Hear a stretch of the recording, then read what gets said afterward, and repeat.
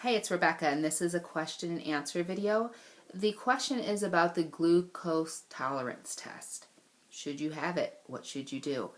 No, you should not have it. Please, I am begging you, do not have the glucose tolerance test.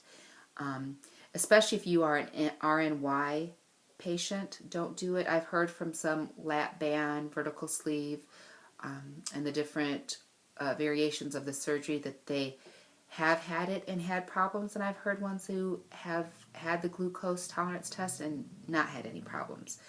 But I would err on the side of caution.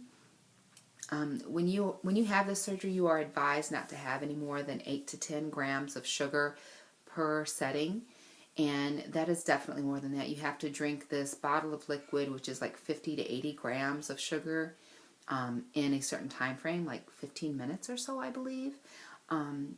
So don't do it. I've heard from some of the ladies that said that their doctors basically forced them into it. I am going to encourage you to be your own advocate, stand up for yourself and your baby, and refuse the GTT. There are other alternatives, and if your doctor refuses to do those, I'm going to tell you plain and simple, he's being lazy.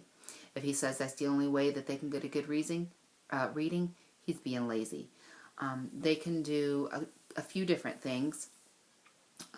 With my first child, we had a fasting blood work done, and then with Daxon, we just did daily monitoring for like 5 to 9 days, like around 27 weeks, and again, I think again at around 32 weeks, something like that. It's just where you poke your finger in the morning before you eat and a couple times during the day after you've eaten.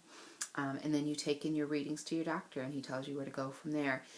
And from the most part, from my experience and from a lot of, in fact, most of the ladies in our groups, what we've found is we have hypoglycemia. Right? Hypo. Yeah, where our blood sugar drops. And that's probably another video. I'll hold off on any advice giving for that.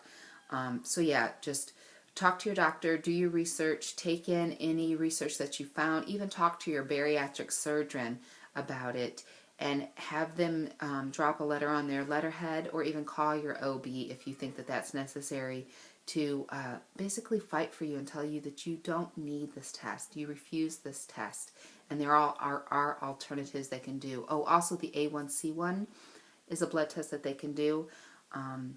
And please, for the love of God, don't do a handful of jelly beans test. Seriously, I've heard girls say, oh, I didn't do the GTT, they just had me eat a handful of jelly beans and then test me.